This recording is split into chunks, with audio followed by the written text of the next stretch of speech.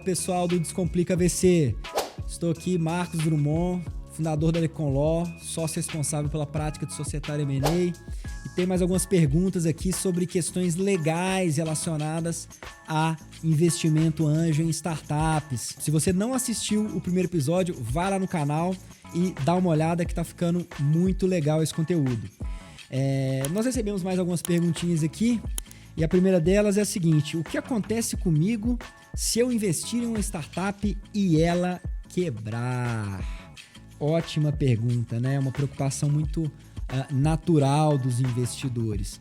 Bem, inicialmente, pessoal, como eu falei no outro episódio, o investimento anjo ele é feito via contrato de mútuo conversível. Então, o investidor ele é um credor da startup. Se ela vier a quebrar, esse crédito ele não vai ser satisfeito, né? Não vai ser quitado, e aí realmente o investidor ele pode seguir com a sua vida, ele vai reconhecer a perda, né? O que a gente chama de write-off no direito societário. Então ele vai ali realmente se desvincular da startup, né?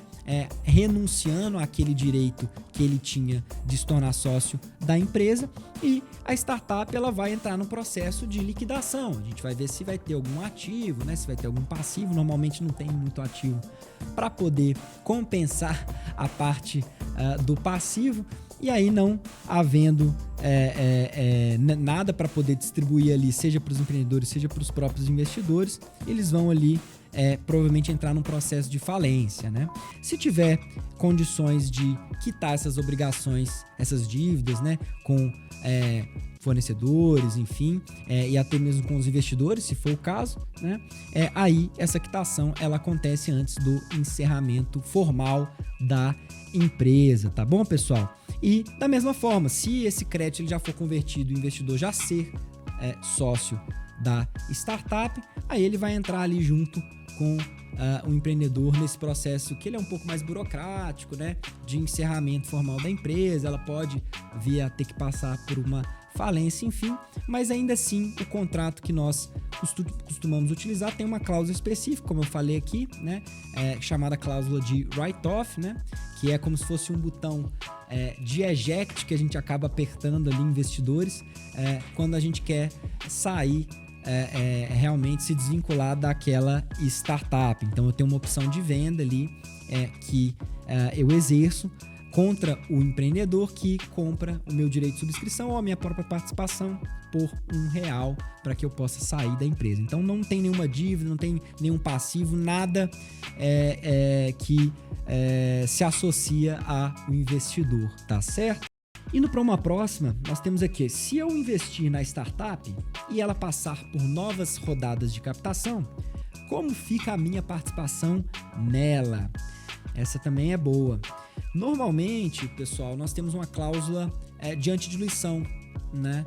Uma cláusula que evita o que a gente chama de down round, né? Então, se essa nova rodada ela for feita a um valuation maior do que, né, um valuation, ou seja, a avaliação mesmo que foi feita do negócio, de quanto que a empresa vale ali no momento que eu, investidor, investi, para definir, né, quanto de participação que eu vou ter nela, com base no tanto de dinheiro que eu aportei. Se esse valuation dessa próxima rodada for maior do que o valuation da rodada em que eu entrei, aí tá tudo certo, porque a minha participação tá sendo valorizada, tá certo? E ela vai ser diluída proporcionalmente o tamanho do aporte, né, e a participação que esse novo investidor vai pegar na startup. Mas não tem problema, porque eu vou passar a ter uma fatia menor de um bolo maior. Essa que é a lógica. Agora, tem a questão que eu estava falando no down round, da antidiluição, que é: se essa rodada ela for feita um valuation menor do que o valuation considerado para a entrada do investidor, aí sim eu tenho uma antidiluição.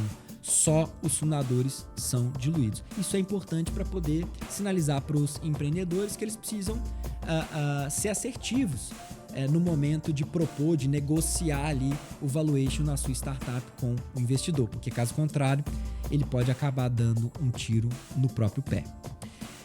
Posso querer sair do investimento que eu fiz na startup antes do momento de liquidez?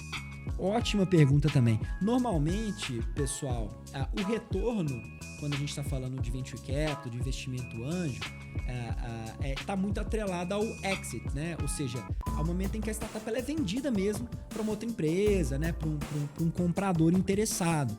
Então é ali onde tanto o empreendedor quanto os investidores vão ter o retorno mesmo de todo o investimento que eles fizeram, seja de dinheiro, no caso do investidor, seja de tempo, de esforços, do lado dos empreendedores.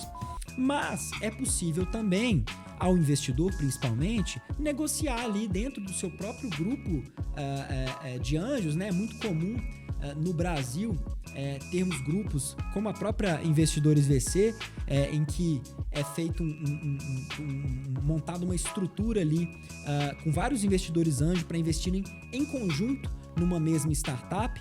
Então, sendo esse o caso, esse investidor interessado em vender, ele pode, né, se previsto no contrato, fazer ali uma cessão de direitos, fazer uma venda do seu direito de subscrição, do seu crédito, enfim, ou até mesmo da sua participação para outros investidores desse mesmo grupo, tá bem? Agora, se for para um terceiro, alguém de fora, aí a gente vai ter que respeitar alguns outros ritos, né? A gente vai ter um direito de preferência ou de primeira oferta, enfim, são outros mecanismos que, quem sabe, no outro episódio a gente vai poder tratar também, né?